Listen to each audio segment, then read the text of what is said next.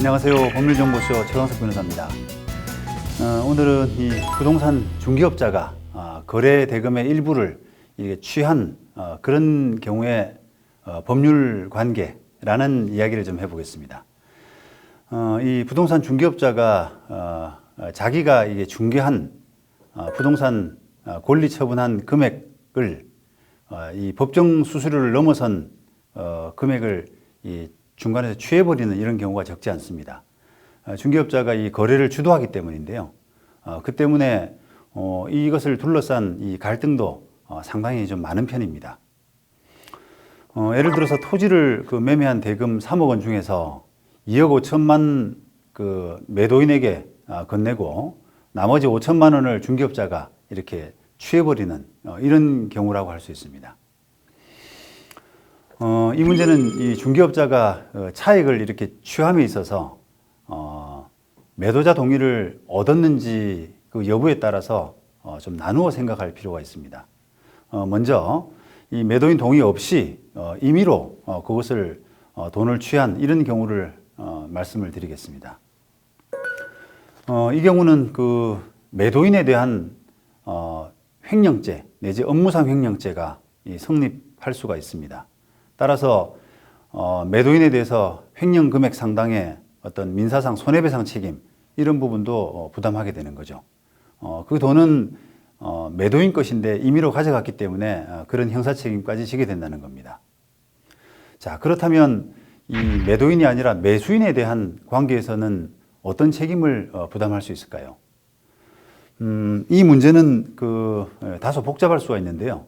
이 중개업자가 처분 대금을 속이는 이런 경우는 대체로 매도인이 그 계약 체결 현장에 나타나지 않고 이 중개업자가 매도인의 대리인 역할을 하면서 많이 발생하게 되는데 위 사례에서 보자 그러면 3억 원에 체결된 매매계약은 매도인의 대리인으로 중개업자가 체결한 것으로 적법하고 또 따라서 중개업자가 그 매도인에게 귀속돼야 할 그런 몫이 바로 그 5천만 원이라는 돈입니다. 그런데 그 돈을 중개업자가 착복한 것이기 때문에 사실 매수인으로서는 그 차액 상당의 돈을 반환 요구할 그런 권리가 없습니다.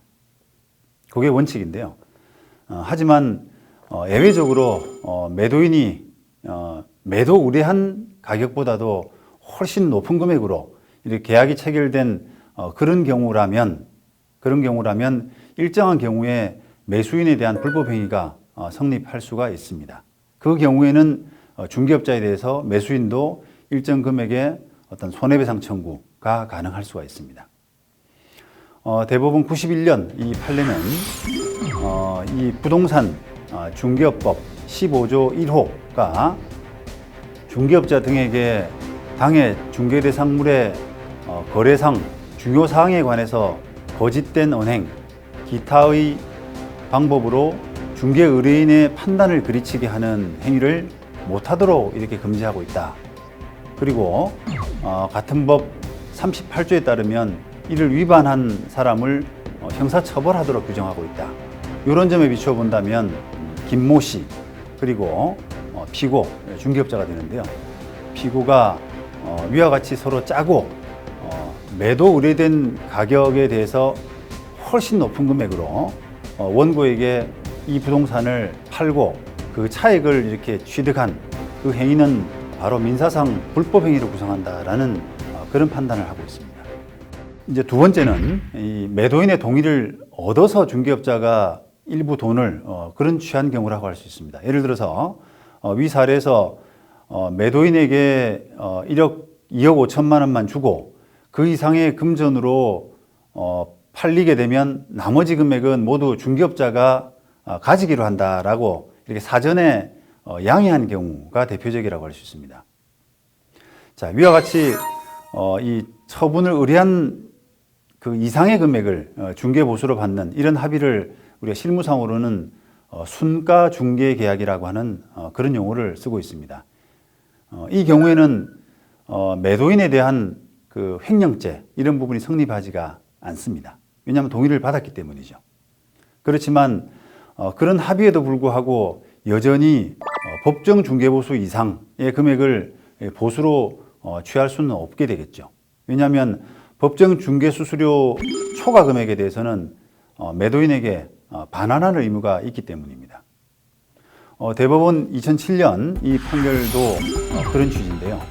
법의 입법 목적을 달성하기 위해서는 이 보액의 수수료를 수령한 부동산 중개업자에게 행정적 제재, 그다음에 형사적 처벌을 가하는 것만으로는 부족하고, 이런 부동산 중개업법에 관련 규정에 정한 한도를 초과한 중개수수료 약정에 의한 그런 경제적 이익이 중개업자에게 귀속되는 것을 방지할 필요가 있다라고 이렇게 판단한 다음에, 이런 중개수수료에 관한 이런 규정들은 중개수수료 약정 중 그 정해진 금액을 초과하는 그런 부분에 대해서는 사법상의 효력을 제한하는, 우리가 이른바 강행 규정에 해당한다.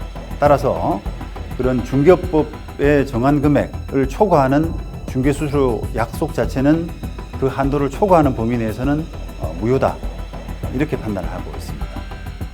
거래 실무상 이 중개업자의 상당한 그 차액 취하기는 사실 드물지 않게 발생하고 있는데요. 이 중개업자에게 반드시 맡겨두지 말고 이 중개 의뢰인 스스로 정확한 가격 검증, 이런 부분을 주의해서 좀 살펴볼 필요가 있습니다.